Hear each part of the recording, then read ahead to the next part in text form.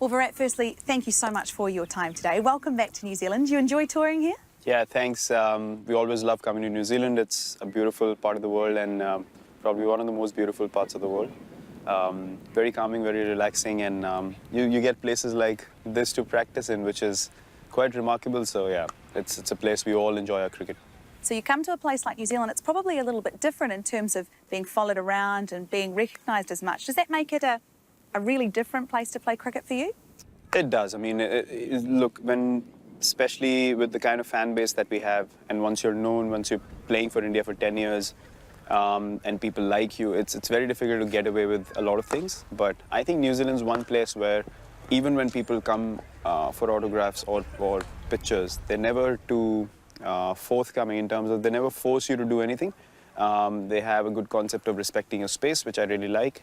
So what do you do to switch off? What do you like to do in your spare time? A lot of the Black Caps like to play golf, for example. Is that what Virat Kohli likes to do? Not at all. I don't go towards any other sport when I'm off cricket, because I spend all my energy when I'm on the field. So look, me and my wife like to do normal things. We just like going around for walks. If you have a place like Napier, it's beautiful. Last night we were at the Marine Parade, full moon. We're just enjoying that, sitting on the bench, just talking. It's actually the most simplest things that give us a lot of joy, purely because we're always in the public eye and we're always, doing things in front of people. It's very important to get away and be totally not known by anyone, and that's something that both of us really like. What's it like playing against the Kiwi boys? Are they a good opponent to have? They're probably one team that plays in the absolute right manner, but their body language and their intensity is always right up there, which I feel is the perfect balance for any sports team, and there's so much to learn from them in terms of their competitiveness, but at the same time respecting the opponents and just maintaining friendships as well. So we're quite close to a lot of the boys because we play IPL together and we get along really, really well with them, and that's been maintained for years because of the mutual respect. And the cricket's competitive, but it's very, very enjoyable. 20 centuries in 18 months. How does a batsman create that level of consistency in his game? Well, I've been asked this question many times, and the only answer I can think of is if you're only focused on what the team wants and you're obsessed about winning a game of cricket for your country, those special performances happen. I don't necessarily go out there try to think today I'm going to get the 3-figure mark. That thought never crosses my mind.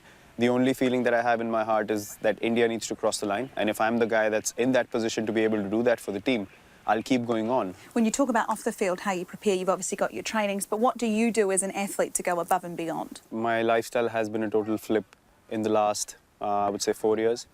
In terms of my diet, my sleep patterns, my rest patterns, just planning the whole week out. I don't believe in taking anything for granted, and I want to be able to do what I do at the best of my abilities. I want to do it with quality till the time I play this game. Are you a stats-driven cricket player? What are your goals for the game by the time you've finished? When I started, if someone had told me that 10 years down the line I'd be here in my career, I would have never believed them. So I play the game because of the joy that I have when I play on the field, and purely the love of the game and the passion that I have of playing for my country. If I get attached to stats, that means my graph's going down and there's something wrong in my head. And I personally cannot play in that kind of mindset. I cannot stand on the field thinking I have to do something for myself. For me, diving every ball for the team is what matters more than thinking about how many runs I've scored. Off the back of your Australian tour, you got to go to the Australian Open. You met Roger Federer. What was that like? Well, amazing. I've met him a couple of times before as well, and the fact that he remembered was like, wow. I mean, he told me that he met me in Sydney a few years back when he played an exhibition game, and I was like, wow, he remembers me. And for me, that was, I mean, I can't explain that feeling to you. I've seen him play since I was a child, and he's a great, great man. Not just a great tennis player, but a great human being as well. And he kept asking questions. And I was like, he's asking me questions. And I could speak to him about mindset and, how he prepares, what he thinks about his sport. And it was just a beautiful, beautiful time. That is so cool. Yeah. Well, Brad, I want to thank you so much for your time today. I know you're a very busy man. Thank you for everything you give to the game. Us as fans, we just love watching you. So thank you for your time. Pleasure. Cheers.